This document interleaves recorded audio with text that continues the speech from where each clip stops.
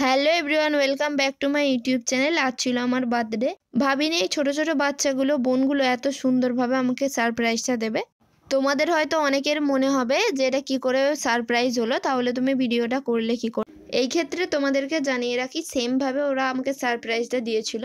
আমি জাস্ট ভিডিওটা শ্যুট করব বলে ওদেরকে বলেছিলাম সেম জিনিসটা আর একবার কর। আজ একটু বেরিয়েছিলাম, ওরা আমার জন্য প্রায় 1 ঘন্টা অপেক্ষা করার পর সারপ্রাইজটা দিয়েছে। আমি ভাবিনি সত্যি ওরা এইভাবে আমাকে সারপ্রাইজটা দেবে। ফোনের প্রবলেমের জন্য অনেকগুলো ভিডিওই আমার ফোন থেকে ডিলিট হয়ে গেছে, সেগুলো আমি তোমাদের সাথে শেয়ার করতে পারলাম না। এরপর কেক কাটিং করে সকলে মিলে কেকটা খাওয়া হলো। এরপর সবার রিকোয়েস্টে আমি গিফটগুলো আনপ্যাকিং করতে বসেছি।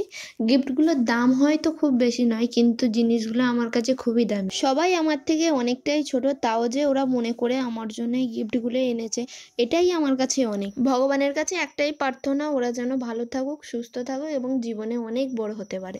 অনেকের কাছে হয়তো এটা মনে হবে এটা কি ধরনের সারপ্রাইজ, কি ধরনের বার্থডে পার্টি, এটা নিয়ে এত বড়াই করে বলারই বা কি আছে।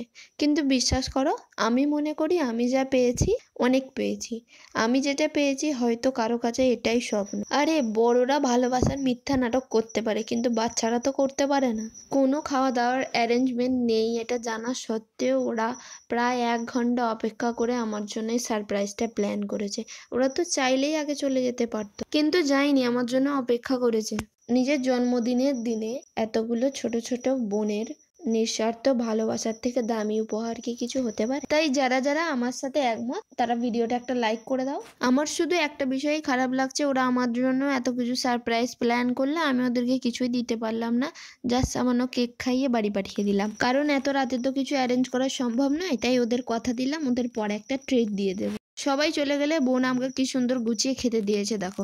যেহেতু সকালে বেরিয়ে গিয়েছিলাম তাই সেইভাবে কিছু খাওয়া হয়নি।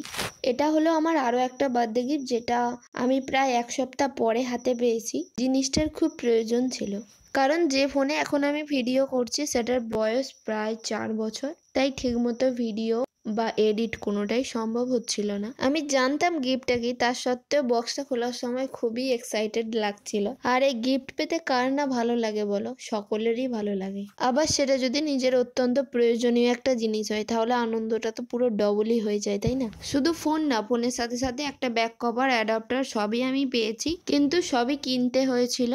বক্সে শুধু ফোনটা আর ইউএসবি কেবল ছাড়া আর কিছুই ছিল না। তোমাদের যদি আমার এই ছোট্ট বার্থডে ব্লগটা ভালো লেগে থাকে, লাইক শেয়ার কমেন্ট করে দিও। আরও এইরকমই ভিডিও পেতে চ্যানেলটা অবশ্যই সাবস্ক্রাইব করে নিও। আজকের মতো এইটুকুই, টাটা।